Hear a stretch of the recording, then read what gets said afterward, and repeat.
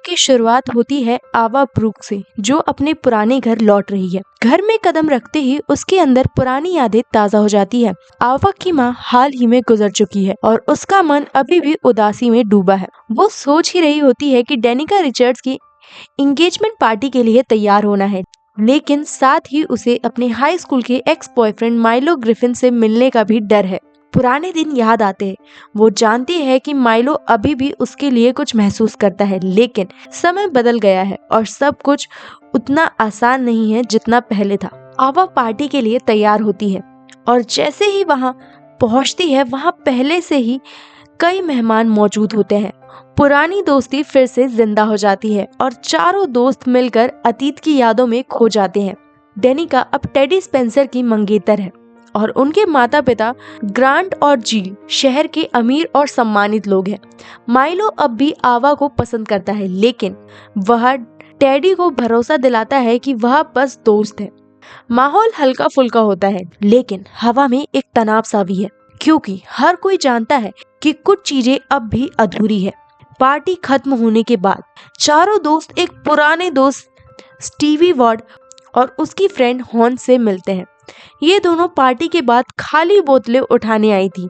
आवा उन्हें पहचान लेती है और पास जाकर बात करती है। हाना स्टीव को कहती है कि वो उनके साथ बाहर आए। स्टीवी पहले थोड़ी हिचकती है, लेकिन फिर मान जाती है। अब 5 दोस्त कार में बैठते हैं और घूमते हुए फायरफॉक्स देखने रुकते हैं। टेडी बीच सड़क पर मजाक करता है और लगभग कार की चपेट में आ जाता है, लेकिन माइलो उसे समय रहते बचा लेता है। इसके बाद कोई हंसी नहीं, सब चुप हो जाते हैं। तभी एक पिकअप ट्रक आता है और टेडी से टकराने से बचने के लिए अचानक सर्वफ करता है।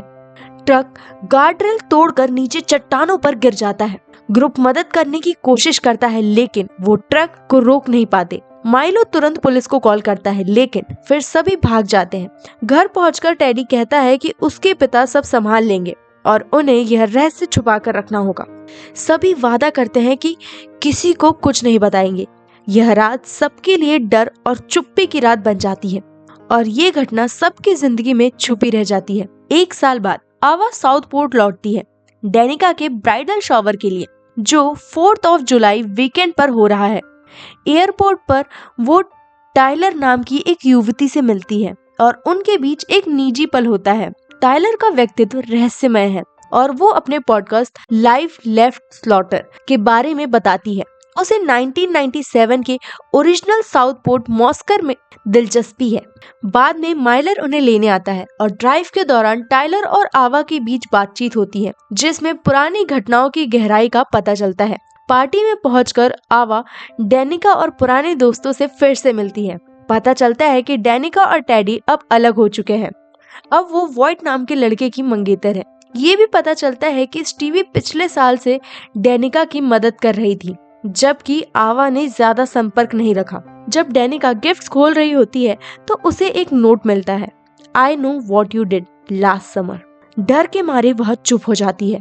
आवा माइलो और स्टीवी को निजी तौर पर बुलाकर वह उन्हें नोट दिखाती है। डेनिका को लगता है कि ये नोट टेडी ने भेजा है, क्योंकि वह उनके ब्रेकअप से नाराज है। माइलो पूछता है कि क्यों यकीन है कि टेडी है, और डेनिका बताती है कि उस रात का राज सिर्फ वो 4 और टेडी के पिता जानते थे, इसीलिए वो मानती है कि टेडी उन्हें ब्लैकमेल कर रहा है। ये डर और चिंता अब सबके बीच फैल गई है। आवा, माइलो और स्टीवी मिलकर सच्चाई जानने की कोशिश करते हैं। वे जानते हैं कि पिछली गर्मियों की घटना ने सबकी जिंदगी बदल दी और अब वही पुरानी गलती फिर से उभर सकती है। डर, रहस्य और दोस्ती का ये मिश्रण सबके लिए एक नई चुनौती लेकर आया। सच जानने के लिए आवा, मिलो और स्टीवी टेडी के पास डॉक्स जाते हैं। टेडी अब ज्यादातर टाइम ड्रंक रहता है। अपनी बोट पर कार्ड दिखाते हैं और पूछते हैं, भेजा है क्या? टेडी मना करता है और कहता है, छोड़ो मुझे, अकेला छोड़ दो। रात में डेनिशा एकदम अकेली है, बात लेने जाती है। वाइट किचन में ड्रंक कर रहा होता है। तभी बैकयार्ड में लाइट्स ऑन होती है। वाइट चेक करने जाता है, लेकिन कोई नहीं। जैसे ही वो वापस आता है, कोई उसे गन से पीठ में शूट करता है। किलर फिर स्टोमक में शूट करता है। किलर ब्लैक रेनकोट में है, बिल्कुल वही फिशरमैन लुक है ओरिजिनल साउथपोर्ट मास्कर में।